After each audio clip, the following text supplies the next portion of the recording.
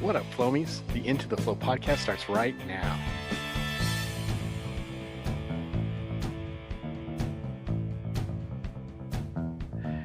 Hey, everybody, this is Gabe from Gabe's Spotless Window Clean. We're so happy to have you on the Into the Flow podcast. And with us, we have Dr. Latania Booker, who's a Instagram influencer. She goes under Dr. Tania, and that's how we know her. I got to meet her back when I was training for my marathon. And I was looking for people to follow on Instagram where I could kind of, keep my enthusiasm up. I went through this long training process. And I found you, and you were just so encouraging, and you were really kind in that you took some time to answer some of my direct messages that I had with regards to my training. And you just gave me such good advice, and is even working through some injuries. And I really appreciate the time you took. So thanks so much, Dr. Tanya. Thanks so much for spending some time and talking with us here and Into the Flow. Oh, absolutely. It's my pleasure. I sincerely appreciate you inviting me to participate. Yeah, absolutely. So, you are a doctor. You're certified in internal medicine, right? And you're from Southeast Texas, native, and you went to University of Texas Medical Branch in Galveston in 2009. That's where you graduated from, correct? And before then, you were where was the other college that you went to in the Oh, beginning? I graduated from Spelman College. That was my Spelman. Spelman in Atlanta. Yeah. Awesome, very good. And so you are when did you become a marathon? I know I read some of the articles about you. You had ran kind of way back when you were a cheerleader, but it Right, wasn't right. until kind of lately where you kind of got into it, right? Exactly. So I'm not, or I didn't, I didn't run as a kid really. I didn't, the first time I actually ran was when I was a cheerleader in undergrad. Our cheerleading coach would make us run a mile before practice. And I always tell this story, it might be a little gross, but the first two times I ran a mile without stopping, I actually puked. It Oh was no. a crazy, like a physical strain on my body that was the reaction that I had. But then I actually started running again when I was a medical student. I started running just to sort of help relieve stress and anxiety associated with taking exams and things of that nature. And while I would run, I would listen to audio lectures and things. So I was actually studying and running and also managing my stress and anxiety. And then I really kind of fell off a bit again during residency, and I didn't start running consistently or even running races until I was in my mid 30s. And Wow. this was about, I ran my first marathon in 2019. Uh-huh. No, it was 2018 18. actually. Mm-hmm. So since then, I've done two full marathons, five half marathons, a bunch of like 5K, 10K races. And, when I was when I started running sort of after, or actually it was right at the end of residency, I started kind of running again and really just kind of pushing myself. And I realized all the benefits of running. It helped me to manage my anxiety and stress. It helped me to manage my weight. I gained a pretty good amount of weight in residency. So Sure. it helped me lose weight. And then it just started to feel good. I run outside, you get an opportunity to be in nature Mm-hmm. and just feel the wind and watch the trees and just hear the sounds of everything going on around you. And it's just a very peaceful experience. So I really fell in love with running toward the end of residency and, a few years ago, really. So Yeah. that's my running journey. That's awesome. Yeah, that's really similar to mine. Of course, I started in my 40s. Right. But I've talked about it on the podcast as well. That's my whole reason. I enjoy running the physical part of it, but it just gives you time to be by yourself. Right. And I always say there's something about thinking on something important while you're exerting yourself physically that kind of helps to put a Exactly. focus on something. And Exactly. so yeah, it's really awesome. That's really why I picked it up. And any exercise I think is important whenever you're trying to deal with stress. I think just Absolutely. releases that energy that's built up, the knots in your neck, and it helps to get it out.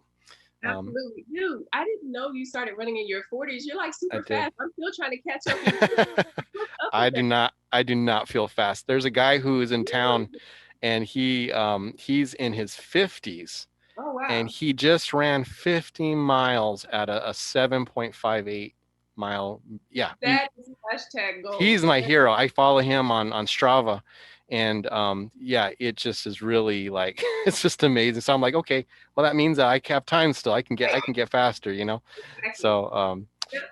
but the reason why I wanted to have you on here, Dr. Tanya, is because as window cleaners, our health is always kind of back burner, right? If we're working for ourselves, we are trying to provide for our family.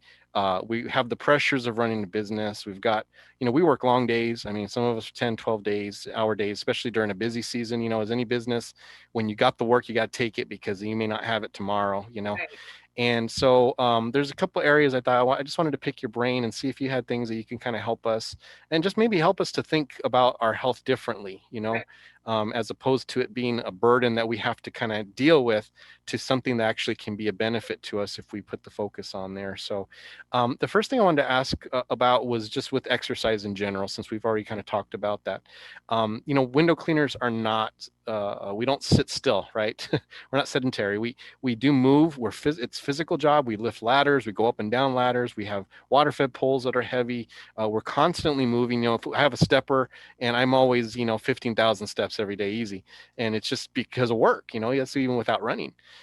So we're moving, and so I know for me, for the longest time, while I didn't work out, it was because I said, well, I already did my exercise. I worked today. It was my Right. physical job. So why is that such a wrong thinking to have when you're at a job, to not to use as an excuse to not work out or to not do something physical as far as exercise is concerned? So I would assume that the majority of what you guys do is more sort of resistance. Mm-hmm. It's kind of the equivalent of weight and resistance training. Mm-hmm. And while that is actually important, it's not the same as cardio. So you get other benefits from cardio, such as things like cycling, running, also like doing different things, like working on the elliptical Mm-hmm. and Swimming. working on a row machine. Those things Sure. are cardiovascular activities that actually get your blood, your heart pumping, get your blood running, and also help your lungs and all these other things basically. So cardio is actually important. And I think as a window cleaner, yeah, you're active all day, you're climbing ladders, but you could be missing the cardio component. Another thing when I hear window cleaner, and yes, you are a laborer, are active all day, but it's possible as well that you could be putting strain on certain muscle groups Yes, or absolutely. Mm-hmm. overworking certain muscle groups, and you could be at risk for injuries as a Mm-hmm. result of that. So just saying, oh, well, I'm active is probably not sufficient. So you probably are still missing a good amount of cardio, which is good for your heart, and you also could be overworking muscles and putting a lot of strain on your back and things of that nature. Mm-hmm. And knowing that, it's important for you to do some other sort of stretching and maybe even get some core strengthening, as such as sit-ups and things of that nature. But Pilates is also good for Hmm. that. And for people who have back injuries, or just even for stress relief, yoga is actually good. I've had plenty of patients and clients who've had horrendous back pain and things of that nature, and they try yoga, and it actually helps their back pain. Now, I'm not a personal trainer, okay? So these are just some activities as Mm-hmm. a physiology or a physiologist. This is what I'm recommending. But it's always a good idea for you to work with your physician just to make sure that any particular activity that you want to add to your routine is Mm-hmm. safe. And it's also important to make sure that you at least consult with a personal trainer or a physiatrist or a physical therapist or someone who can help you, so that any activity you choose is appropriate for your particular health and physical status, basically. Mm-hmm. Because as I said, you're at risk in the type of work that you do for overworking certain muscle groups or underworking other muscle groups. So you may need to focus on strengthening the muscle groups that you aren't working, or you may have to adjust your activities for specific injuries or imbalances or strains that you might have. So that's why it's important for you to kind of incorporate somebody else that is professional, at least in the beginning. And then, Mm-hmm. as you kind of grow and strengthen your physical activity and you become a little more conditioned, then you can potentially start to work on your own. But I think in the beginning, it's probably a good idea. But cardio, different cardio activities, cycling, like Gabe can tell you, is a great Mm-hmm. cardio activity. Brisk walking, not just kind of walking from place to place. Yes, you get your steps, and that's excellent. But going for a brisk walk Mm-hmm. for at least 30 minutes 5 days a week, that could count as your cardio. Swimming, cycling, like I said, those things are excellent things to kind of get your blood pumping, get your heart going, and it helps your cardiovascular health as well. I'm glad you mentioned walking, because I mean, I think to where I'm at. I mean, it took me a couple years to get to where I'm at, and but in the beginning, I did like a walk run type thing, where I would walk for, Exactly. 5 minutes and then run for two and then walk for five and run for two, and I think that's the intimidating thing for people when they're first starting to, especially if they've not done it for a long time, like I hadn't. And so just knowing, it's more the consistency, it's just keep doing it, and keep, like you said, get your heart rate up to a certain amount. And that's doable for most people. Most people can walk for 30 minutes, just take a walk around the block, especially if you, as a window cleaner, you are doing that all day. So you can Absolutely. do it, but doing it with the mindset of, okay, this is for my health, as Exactly. opposed to this is for my working. That's Now, really getting back true. to what you mentioned about the overworking. So like with window cleaners, our neck, right? That's the, our traps, our trapezius, and then our back, lower back especially, and then in our wrists.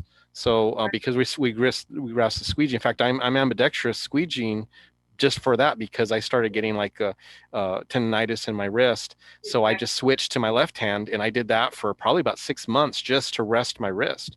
And Right. as a result, I got fast. I can do for both sides just about as quick. I'm better still with my right.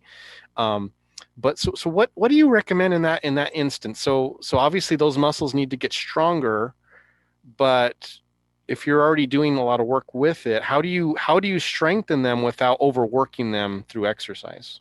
So I don't know in that particular situation that you want to or you need to continue with training because you're already working those muscles. So you're already kind of doing the strengthening part. I Mm-hmm. think the key there is to pay attention to sprains, strains, pains, and things of that nature because you may require either like bracing or Mm, rest, or physical therapy, or things that can help you, even occupational therapy can help gotcha. you so that you don't continue to overwork those muscles and cause kind of permanent damage and things of that Yeah. nature. So I think that's what's key there. I Mm-hmm. wouldn't say that you need to do additional exercises outside of what you do, but I would say Gotcha. you probably need to work with somebody to help you um, functionally to do things better, basically, to move Yeah. better on the job. And I think that's actually key. So a physical therapist, personal trainer, occupational therapist could potentially help you in those areas. And there may be, certain exercises, like if you're overworking one muscle group and not working another muscle group, there could be exercises that could help you balance that. Balance But that. again, Mm. that's always something that you probably at least one time, you want to have an assessment, like a full body assessment by a physical therapist or personal trainer to Mm-hmm. identify what muscle groups are weak and need help or work and what muscle groups are strong that just kind of work on balance basically as a Mm-hmm. focus.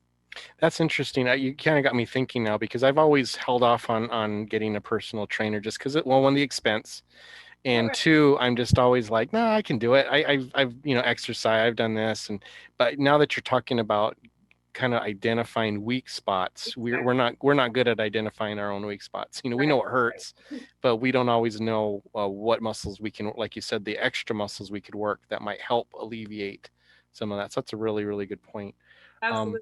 And you don't necessarily have to pay this high amount for a personal trainer. If depending on your insurance, you can potentially get a have an assessment with the physical therapist, especially if you have certain like a specific area that's bothering you, then it's mhm, probably a good idea to see your doctor and get referred to a physical therapist. They can also tell you, hey, this is weak and you probably need to do X, Y, and Z exercises to strengthen this or to prevent further injury.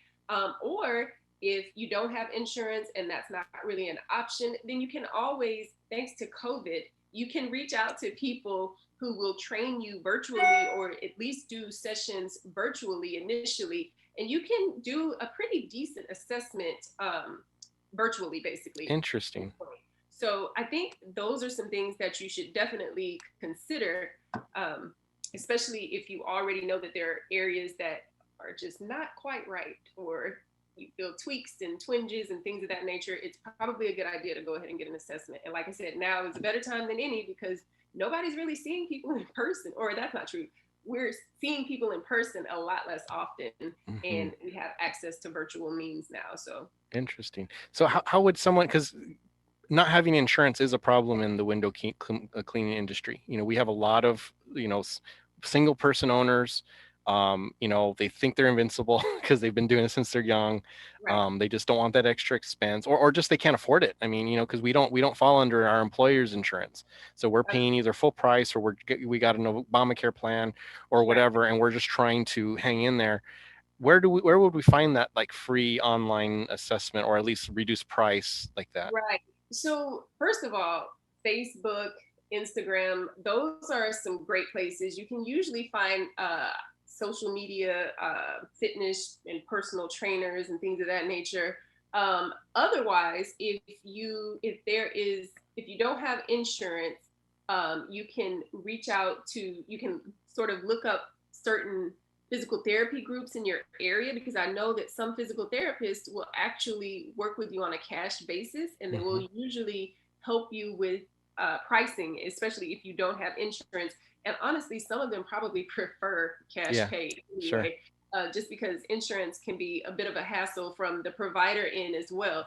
Right. So if you can use Instagram, Facebook, and because I'm assuming that we're talking about people all over the country, I don't have any specific websites or specific people that you could, that I can refer you to at this point.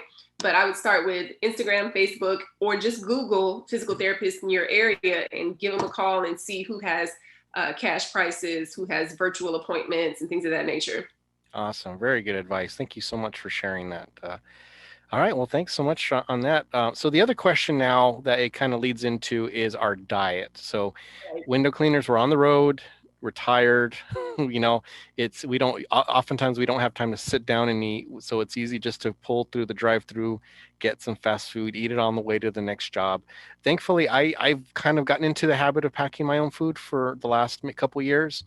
But I didn't for a long time. And, sometimes you're just tired. Sometimes you get up late. You just had enough time to get your truck ready and get out the door, and you just swing by McDonald's, pick up a egg McMuffin on the way out. So what advice do you have for those well, first of all, why is a healthy diet important? I mean, we know the basics, but for someone like us that we're physical, we work, we move, why is it especially a healthy diet, especially important for those of us? So a healthy diet is actually the foundation of health. Like a good nutritious diet is the foundation of health. If we have poor diets, we have identified in medicine and scientifically that poor nutrition is the root cause of multiple different medical conditions. Okay. So you really, the core of it, at the base of it, the foundation is actually proper nutrition. Okay. So what you eat is so important. If you put trash into your body won't function properly. Just Yeah. like you wouldn't go and put trash in your car, you wouldn't put it in your gas tank, you put gasoline, because that's the fuel that your car uses to run properly, right? So if you put bad or trash food, or foods that don't have the nutrients that you need to function properly, then your body's not going to function properly. So nutrition is actually so important, and you have to be very aware of what you're eating, and you have to make it a priority, make proper nutrition a priority. So I know people struggle because not everybody really understands what a good diet is or what proper nutrition Hmm. is. I will tell you that you cannot go wrong with vegetables, okay? You can literally eat vegetables all day and you can't go wrong.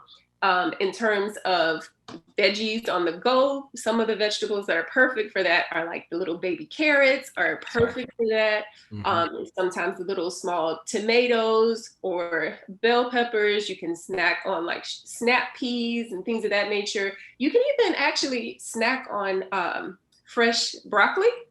That's what I have. That's Carrots and perfect. broccoli. That's usually my go-to. Right. So those are very inexpensive, very quick and easy snacks. And because of their fiber content, they usually make you feel full a little bit longer. Hmm. And outside of veggies, also, I forgot to mention berries. Berries are very good as well. Hmm. Blueberries are my absolute favorite, Really? especially for snacking. Hmm. Blueberries, they're considered a superfood. very nutrient dense and even low calorie. So berries are also excellent. Strawberries are good, but they're seasonal, so it really just kind of Yeah. depends.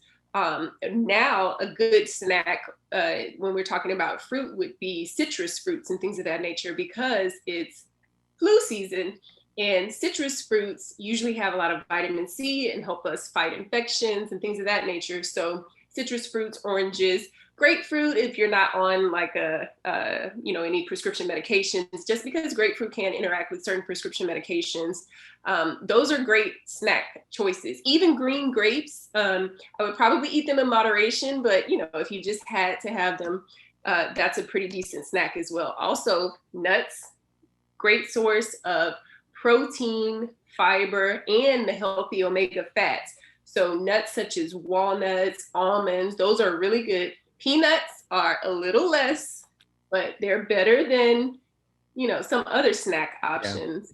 But also on the go, I like to go for, now I do work with cotton snacks, just by the way, full disclosure. But the reason I choose cotton snacks is because they are made with whole ingredients that you can actually see. Hmm. So if it's a dark chocolate and sea salt or almond bar, I can see each of those Yeah, ingredients. It's not exactly. mixed up and mushed up into like some bar, and when you look at it, it's just like this brown bar, but you can't tell what the ingredients are. You know what I Yeah, mean? yeah. So if you choose certain snacks, such as like kind snacks that are made with whole nuts and whole ingredients, as well as whole grain oats and things of that nature, Hmm. those are also good options. They're pre-packaged and they're great for grabbing on the way out the door or for grabbing as a snack. And they tend to be, most of them are pretty, it's for a snack, it's a pretty good amount of protein Yeah. and even healthy fats, but not as much sugar or carbs. Right. So Yes. those are actually a good option. So when you're eating out or trying to eat on the go, I would say you try to go for the protein rich foods, such as, like I said, nuts are a good source of protein. Lean meat, such as chicken or like skinless chicken or Hmm. turkey, those are good options. A fish option, if that's possible. So, but we're like not talking like fillet of fish, right? Not the fried fillet fish. No, no, no, no, no. Those are good options though. And then the next thing I look for is, like I said, the green vegetables. And I try to avoid carbs such as bread, potatoes, like French fries, Hmm. I chips. love French fries. Yeah. Yeah, I love French fries too. But Yeah. when you're eating out, you have to do that in moderation because it's not really good for you. So, I would, like I said, prioritize protein, try to get in some green veggies, and then also try to make sure I avoid the carbs such as bread, Gotcha. fries, sugars. Oh, absolutely 100%. Don't buy a drink. We Oh don't yeah. drink, No. do not drink calories, okay? Yep. So no That's soda. The diet soda is bad as well. So no soda, not even the diet variety. No teas because they tend to be sweetened with stuff that, that's true. Yeah. and I would prefer if you would drink water. Let's just drink water when we're drinking. No empty calories, no fruit juices. What They what are marketed as healthy, but aren't really. No, yeah, no, I don't drink any fruit Right, juices because they're like super high in calories. I mean, right, right, right. but what do you think about like Zevia? Because that's the soda I'd like to drink. Because Stevia it's and seasoned with stevia. stevia. Right. So this is my thing about that. So I understand that stevia is marketed as natural and plant-based and all that other stuff. But the thing is, at the end of the day, without getting into too much physiology, stevia will spike your insulin. Well, first of all, once your insulin goes up, insulin is a hormone that tells your body to store fat. Hmm. Okay. So even though stevia is a no calorie sweetener, it still spikes your insulin, which is still the hormone that tells your body to store fat. Mm, And if the stevia comes and it doesn't have any calories to back it, then what you end up doing is eating more calories or eating more sugar or craving sugar later anyway. mm. So for those two reasons, because it spikes your insulin and because it makes you crave sugar, I say don't even do the no calorie sweeteners. Stevia, Wow. even though it Okay. comes from a plant, I would still recommend you just cut it out or minimize Gotcha. it. I'm not saying that it's easy to just cut out sugar cold turkey, but Sure. I would definitely reduce it and avoid it if all possible. Awesome. Okay, well that's good. I did not know that. I did not know that stevia spiked the insulin. I thought that was kind of a safe thing to take in. Right. So I very think good. that's kind of a newer understanding because before we thought, oh, it's 0 calories, so it can't be Mm-hmm. bad. But then later studies started to show that even the 0 calorie sweeteners, can be problematic. So Yeah. yeah. Hey, Flomies, I just wanted to interrupt the interview briefly. After we finished, Dr. Tania had done some further research and she wanted me to include this in the interview. She said, after recording the podcast, I conducted a literary review and learned that there is some literature to suggest that stevia may not spike insulin like other no calorie sweeteners and may actually have added health benefits. So, being ever diligent, she just wanted me to include that. So, back to the interview. So what would you say is a natural, like something that can help with energy? For instance, we hit that 2 o'clock time and we've got 3 more hours left in the day and we're tired and we want to just pop an energy drink and get us through the rest of the day. So what's a good alternative that would be healthy but would help us to kind of get through? So black coffee would be okay as long as it's not too late in the evening to where it would interfere with your ability to go to sleep on time. There's also green tea is a good option as well. Green tea or what's the other green tea? It's matcha is what I'm Oh, trying to matcha, think of. yeah. Mm-hmm. Yeah, and those beverages are okay as long as you don't put a bunch of sugar in them. Like you're not, adding a lot of sugar or even the artificial sweeteners, as I previously Mm-hmm. mentioned. Even black teas can, have a little bit of caffeine to give you a boost. I'm trying to think in terms of caffeine-free options, and nothing is really coming to mind. I'm just thinking Mm-hmm. about all the Well, caffeinated and I'm even thinking of like food because I know back in the day I used to do driving. I used to drive a truck. I was a grease trap. It was a pumper truck, and I used to clean those. And so at night on the way back home, I mean that was because I would go sometimes to a little town south of Tucson that was about an hour away. And so options. that was a lot. I'm worked the whole night. It's 3 in the morning. I'm driving home. I'm tired. So I would buy some if when it was in season, I would buy some cherries and I would just kind of eat cherry a little bit on the way. And that would usually get me home. Or even an apple. I would just kind of slowly eat an apple. Not the purpose to eat it, but just to, as long as I'm continuing taking it in, it Yeah. seemed to kind of help me. Is there any foods like that would kind of give us some energy? Well, that's a good question. And honestly, that's something I'm going to have to do some research on. Like I said, when you said energy, I immediately thought of things that contain caffeine. Mm-hmm. Uh, but one thing that I would say is definitely avoid things toward the end of your shift that have a lot of sugar or a lot of carbs because they usually cause you, a spike in energy and Mm-hmm. then you crash really quickly. Mm-hmm. So if you kind of adjust your meals to where you're not eating, if you're going to have carbs or anything like that, you should probably do it in the morning or Okay. around, maybe lunch at the latest, but try to avoid carb heavy foods like sugars, breads, potatoes, things of that nature, Gotcha. just because you get that sugar spike and you feel great for a second and then you Yeah. kind of, Yeah. it drops off. So in terms of a specific food, I can't really recommend that, but I'm going to definitely look that up and try to, Okay. have a better answer to this question. Good. No, Well, but no, we appreciate that. Yeah. definitely you want to avoid things that give you a boost of energy and then make you feel sluggish. Yeah. Absolutely. Shortly after for sure. Yeah, that makes a lot of sense. Very good. All right. Well, thanks so much for that information. That's going to come in handy for sure. Oh, actually, I do have one question before we move off from the food topic. What do you think about like the those veggie burgers from like Carl's Jr.? I think it's like the Impossible Burger or the like Burger King has one too. That's some I forget what the names are, but they're like the plant-based patties, but it's in a regular hamburger bun. And what do you think about So my initial thought, my first reaction is I don't understand why people want to make vegetables look like meat. it? Yeah. Vegetables. Then my second thought is, while it probably has fewer calories, fewer It cholesterol, doesn't. That's the thing. It does not have fewer calories. okay, Cholesterol, yes, but not. It's about the same amount of calories.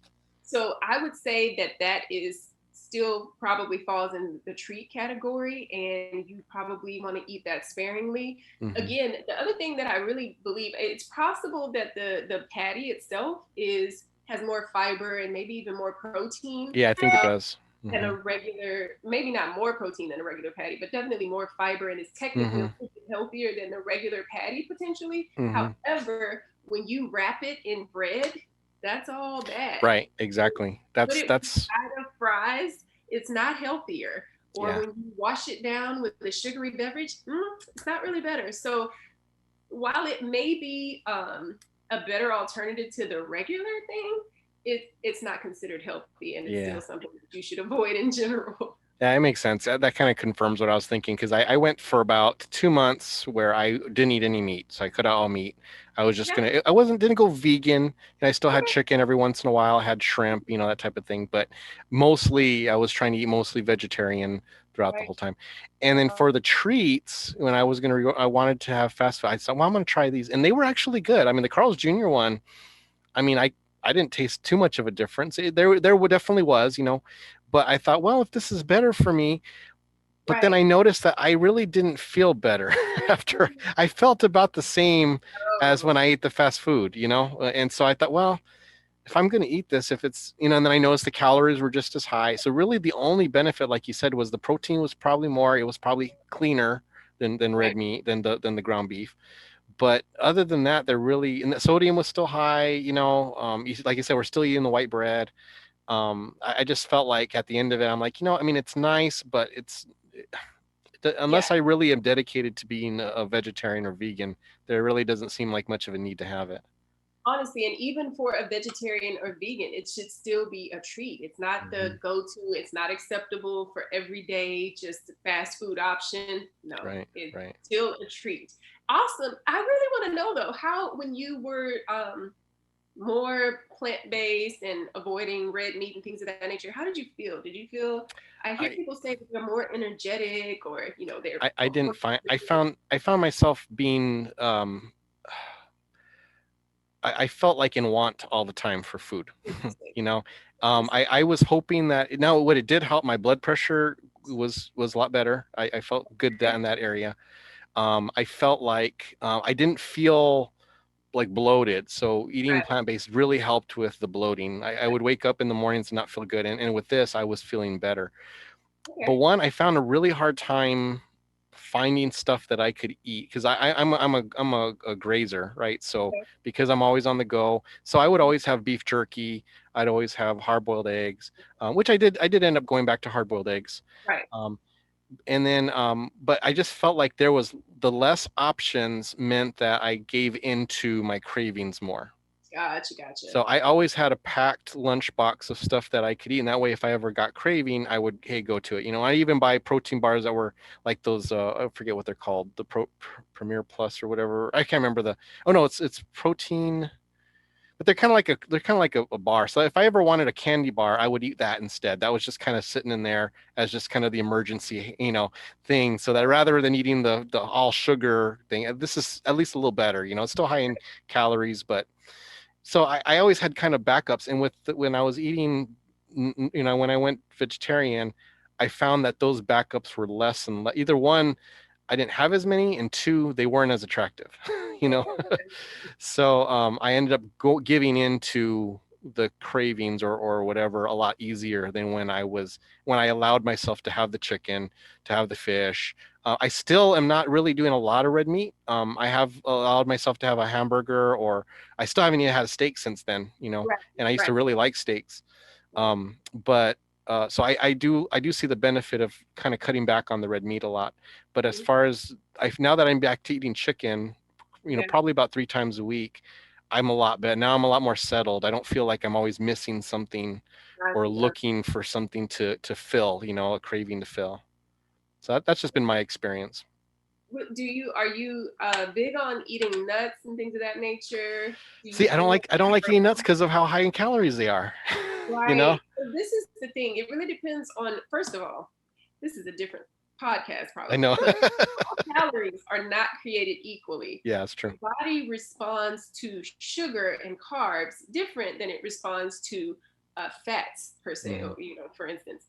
So while I understand that most, a few years ago, there was this huge, oh my God, nuts are bad or they Hmm. have too many calories. But again, we're learning, realizing that all calories aren't created equally. Your body doesn't respond to all calories the same. So you shouldn't be as afraid of the oil in the nuts, especially certain nuts like I think walnuts are pretty good. I want to say cashews are Hmm. pretty good as well. Yeah. Peanuts, they have a lot of omega-6 fats, which can promote inflammation. So you Yeah. might want to avoid I those. never did well with peanuts. I always Right. felt always felt more a little more bloated if I ate peanuts. But like almonds were always good.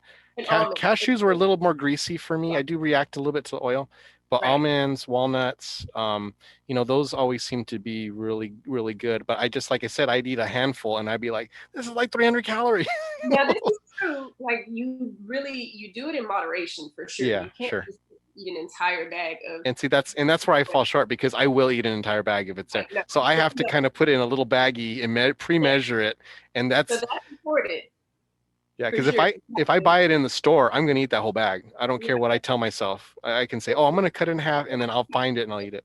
What's that? Yeah, they have snack packs though to keep the calorie count Yeah. down. The reason I recommended them is because they sometimes they have a little bit of a meaty texture, which Hmm. psychologically can help you to feel full a little bit longer. They have a That's little true. bit more fat, a little bit more fiber. Those things tend to keep you full a little bit longer. So, for instance, if it's late in the evening and I'm just like, oh, I need to eat something, I'll just grab like a handful of almonds or something like that, and that usually kind of fixes or feeds my craving and I feel fine after that. So the other thing is you might want to focus on adding certain grains to your diet, such as like quinoa, Hmm. whole oats, like I use steel cut oats, Yeah, like that's what my wife uses. Yeah, she the likes that. rolled Yeah. ones and things of that nature. Those things can also help you feel full a little bit longer so that you don't have as much of the cravings Yeah. and they're still plant-based. So Yeah, yeah. I got a love-hate relationship with quinoa. I love the way quinoa makes me feel. I do not like the way it tastes. So when I eat it, I'm like, oh, I'm so glad I ate that. I feel so good. And then but it, just the thought of it, I'm like, oh, I don't want to eat it. I see it on my Makes plate. it to the salad though, where it's not a quinoa Yeah. in the dish. It's just No, kind of in a dish. it has. I have eaten it where it was decent. But it's just, it's a mindset. I had a really bad plate in the beginning and now it's like that's immediately what comes to my mind when it's served to me. But yeah, I do have to just find a good way to make it that I can eat it because I feel so good when I eat quinoa. It's really a good food. So awesome. Well, thank you so much for that information. That was good stuff. Okay, so last section I wanted to ask you about, and that's with regarding COVID safety. Right. So you've worked on COVID wards, correct? Yes, I actually Yes. still do. You still Yes. do. So so Right. first of all, just kind of share a little bit of your experience working on those and just fill us in on what you've seen. So what I would say is in the very beginning, it was brand new. We really, we did the best we could with the information we had. The information was very limited. We weren't very good at treating it, I would say, in the very beginning. So this was back in March, April. And then as studies from different countries would come in, then we sort of streamlined our approach and we were able to do a much better job of treating people and helping people get through the infection. So now, as you know, you've probably seen in the media that even though the numbers are starting to spike again, the deaths are actually Hmm. not going up, which is a good thing. That's That's good really good. news. And I Yeah. think that speaks to the fact that we're able to treat it a lot better. In terms of my experience, I think COVID was really scary because people would have pretty bad pneumonia. So they would have COVID in their lungs and they wouldn't even have cough or they wouldn't even have shortness of breath, Wow. and they would come into the emergency room and their oxygen saturation or the percent of oxygen in their blood was very low, and Hmm. you're looking at them and their oxygen is like 80%, which is very low. It's supposed to be 97% or higher, right? And they're like, no, I don't feel short of breath. No, I haven't had a cough. And we're like, but your oxygen is really bad. You know what I mean? So it was really weird and it made it tough because I would see patients in the hospital, but I would also see patients via telemedicine. And when you can't use those cues and symptoms from the patient Sure. to help make decisions, then that becomes, difficult. So when I would see patients via telemedicine, just because they told me they weren't having shortness of breath or weren't having cough, it didn't mean that, they didn't have COVID. You know what I mean? So that was a very scary time for me as a physician, seeing the disconnect between symptoms and the severity of the disease and how Sure. it affected certain systems. Like I said, now we know a lot better. And fortunately, we're not seeing as many, I won't say the cases are starting to go back up, but personally in my hospital, we don't have as many COVID wards as we did back in July, Oh, for that's instance. good. Yeah, So that's good news for now. And sure. hopefully, we are doing a better job of spreading awareness and also encouraging people to be safe and practice safe practices, such as washing your hands, wearing your mask when you go into public or when you're going to be in close contact with other individuals, and also social distancing. Really, that's Hmm. actually that's very important, Sure. Yeah. Now you also did contract COVID yourself, correct?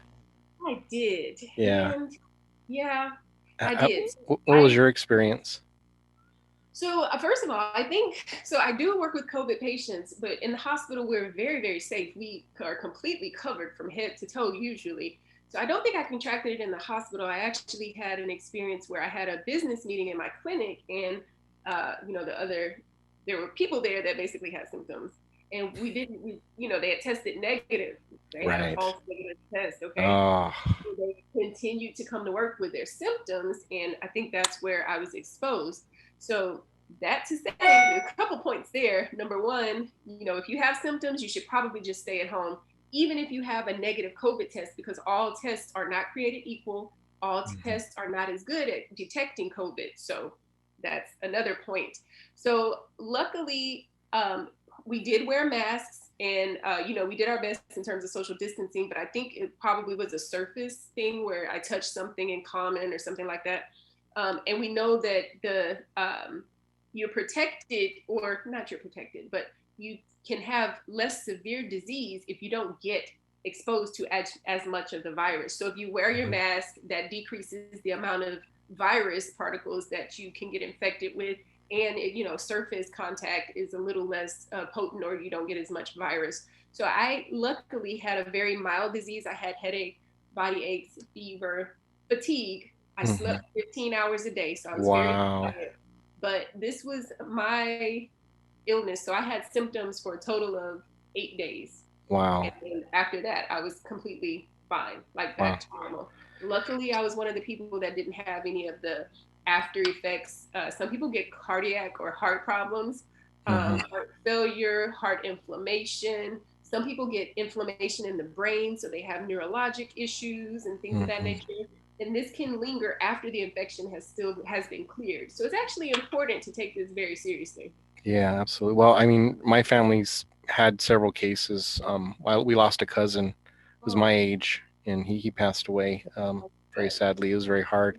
And then my wife has a cousin who she, got through it. She didn't have to go on a ventilator or anything. But her biggest thing that she's dealing with now is her memory. She says she has a Mm. severe loss of memory, and Oh, she's having trouble functioning at work now because she can't remember simple things. She'll start a job and in the middle of it forget what she was doing, and this is someone who's very sharp. I mean, just extremely intelligent, very focused, one of those that makes decisions, boom, boom, boom, boom, boom, and she's one of those, everyone comes to her and she's the boss, and now she is just really struggling with, she's like, I'm hoping I get it back. She's like, but I right now, she's like, I get lost, I get foggy. And she just is really having a difficult time adjusting to getting back to her life, so it is serious. It's something that even if it doesn't, we don't end up being in the death count, it can right. still affect our life for sure. So Absolutely. I'm so glad let me kind of share what we, oh, I'm sorry, go ahead. I'm just saying, I'm glad you said that. It's a very good point. So, some people kind of brush it off and say, oh, it's just the flu, and you get it, you get over it, and you're fine. That's not exactly true. Like we just mentioned, there are some people who have after effects, some people who end up with heart problems that could be permanent. We don't know. They could have lung problems that could be permanent. We don't know. Only time will tell. Even some of the neurologic problems. So COVID actually causes more than just, oh, you get sick, and if you survive, then great. And oh, a few people don't survive and they end up Sure. dying from it. Like it has consequences beyond that that we may not have appreciated at this point. Yeah, absolutely. Very good. So let me just share kind of what we do. Because as window cleaners, typically we can keep our social distancing. It's not really a problem. A lot of window cleaners have chosen to just work exterior only jobs, and so as a result, they're outside. Mhm. They really don't have interactions with their customers. We have options in our business where it's like they don't even see us. We go do the work, they pay by credit card over the phone, that type of thing. But there are times where we do go into homes, and that's the time where we run the risk of infection. So like we wear our policy for COVID is we wear single use KN95 masks. We wear disposable gloves. We wear booties, Right. and we require social distancing in the house. The other thing that we do is we have a questionnaire when someone schedules, and we make sure that there's no one who has any maladies, or they're not undergoing chemotherapy. They're not doing any situation where there would be considered high risk if we were to transfer infection to them accidentally. We don't want to be responsible for that. Is there anything else, do you think, like what can we do to be safe going in? Because we realize, there's going to be a risk, and we're not going in there with hazmat suits. you know, Right. we are taking on a risk when we go into the house. So is there any other advice you have with that? No, actually, it sounds like you're doing all the right things and you're being very responsible. And I appreciate that. I think short of staying home, which is not possible, you know what I mean? Hmm. In the long term, that's not a long term solution. But short of staying home, I think you're doing everything that you're supposed to be doing. The only thing you didn't particularly mention is maybe checking temperatures, which is not Oh, always sure. effective because it doesn't check everything. But if you have your staff check their Yeah, we temperature, we log it every actually do. Yeah, we have a forehead reader when everyone works there. Yeah, so night. when And they I come in. education is important. Just make sure everybody understands how serious it is and what they can do to protect themselves and protect others. That's very important. Other than that, wash your hands frequently. Wash your Hmm. hands like multiple times a day. Use Sure. sanitizer when you Yeah. can't wash your hands. That's probably the only thing I'd add. Everything else you're doing, it sounds like it's just right. And Okay. Awesome. yeah, Good. Good. Yeah. That's. Yeah. We try. We do have sanitizer in all the trucks, but like I said, I tell them, I'm like, look, nothing's better than washing your hands. So, right, exactly, don't, the sanitizer is not a replacement for that. It's for when you can't wash your hands, then absolutely. use it. But yeah, okay, excellent. So one of the things you had mentioned in one of your posts, I thought would be really nice for you to share with us, is you had talked about the preparing for an infection. In other words, making sure that your immune system was as strong as possible, so that if in the event you do catch it, your body has the best chance of fighting it. So what are some things that you recommend for us who are, we're going around traveling, that we can take to help us fight off if we were to catch it? Basically, to start off, we've already mentioned half of it. Proper nutrition, eating nutrient dense fruits and vegetables, especially seasonal fruits and citrus fruits, because they contain vitamin C and Hmm. other nutrients that help us fight viruses and things of that nature. So that's important for sure. So, a good, healthy diet. Also, just remaining physically active and getting a good amount of cardio in per week. That helps protect you as well. Getting adequate sleep. Sleep Hmm. is probably, I know that with busy business owners, that can Yeah. potentially be a challenge, but you have to prioritize sleep because when we sleep, that's when our immune system is able to ramp up everything that they need to fight infections. And then also, Hmm. it helps certain hormones that are involved in growth and repair. Those are active or highest when we sleep. So, sleep is extremely important. Also, managing stress and reducing stress. Stress is can be the worst in the when we have chronic stress. Short-term stress such as exercising is good for us. Hmm. Long-term chronic stress is terrible. It Yeah. causes us to put on weight. It messes with our mental health and things of that nature. It also causes inflammation that can put us at risk for disease. So managing your stress with meditation and mindfulness and sometimes even yoga can help with that as well. Hmm. So those are some of the big things in terms of, I've already mentioned nutrients and things of that nature. In terms of any supplements, you can try vitamin C is always good.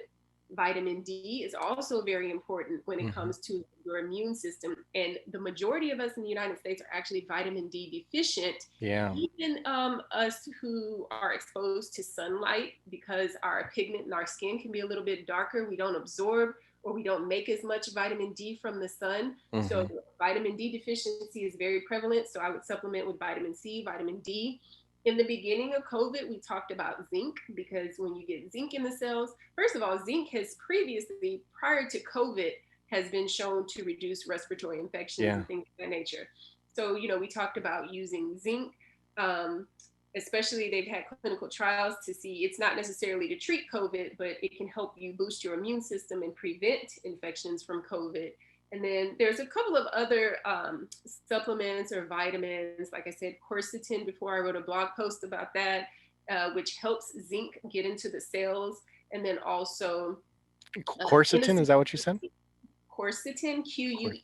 Quercitin, and then also N-acetylcysteine. So those are some other supplements that I would recommend. Now, before you do anything, this is my physician disclaimer. Before you take anything, you have to discuss it with your regular Thank doctor, you. Yes, thank you. because just because it's over the counter doesn't mean it's safe for you.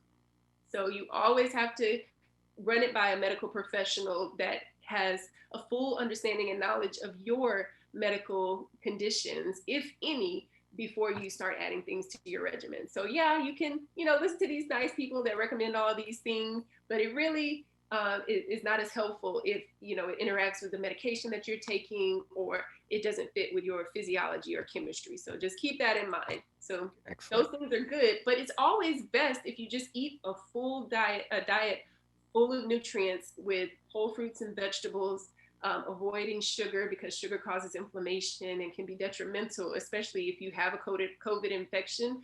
You should Hmm. avoid sugar for sure. But Sure.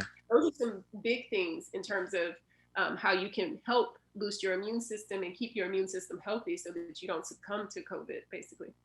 Now, as far as supplements, how do you make sure that they're quality supplements? That's a You good know, question. That's a great question. And if I can be honest with you, I don't know. That's the short answer. It's not really regulated. There are some facilities that are inspected by the FDA. hmm But there's also a lot of people selling supplements that at the end of the day really don't work or can contain contaminants and things of that nature. hmm So I don't really have a good list of things that I can tell you to look for in general. Um, Definitely, if it doesn't have that FDA inspected sticker, it's like a little FDA logo on it, then I would probably avoid it. Otherwise, yeah, beyond that, I can't really say, just because it's an industry that's not really regulated very well. And unfortunately, anybody can sell it, anybody can call it healthy, but it may not, you may not be able to trust it. Yeah, no, that's always been my concern. I do take some supplements, but it's like, it's one of those. I know vitamin D is something that I've taken for a while. That's always been important. Right. And I started taking zinc once I heard about it with COVID, so I do take that now. But I take some other stuff for joints and stuff since I'm running. Sure. And I don't know how much of it is placebo or not, but I do feel if I miss, if I run out and it takes me a week to do, I feel like, oh, my knees are kind of hurting, oh, my back. Right. So I just like, well, even if it's placebo, it's worth it taking it, because I do feel better when I take it. But But yeah, again, if you actually eat a nutritious diet, then, sure. in most cases, you don't Yeah, need those supplements, with a few exceptions, a few rare exceptions. So, very good. Thank you. right. Well, Dr. Tania, thank you so much for taking the time, man. This has been really informative. I think a lot of us we call ourselves the Flomies, in this Into the Flow group, and we have this Flomy Fitness Challenge that we've been doing every month, and we'll do a different exercise or something that we'll post videos of it. But All right. one of our things is we really want to promote whatever is good for our workers in the industry. That's what we want to promote, and fitness, health in general is just one of those topics that is continually overlooked. We'll talk about ladder safety all day. We'll talk Absolutely. about, using water fed poles in an effective and safe way. but then when it comes to taking care of ourselves, that's always the thing that gets pushed to the wayside, or put in second place, you know. So I really appreciate you taking the time to shed some light on these important topics, and I know it's going to help some of us to have a healthier and a happier life as we go through this our lives as window cleaners. So thank you so much. And thank you, Flomies, for listening. This has been another episode of the Into the Flow podcast. You guys have a great weekend, and we will catch you on the next one.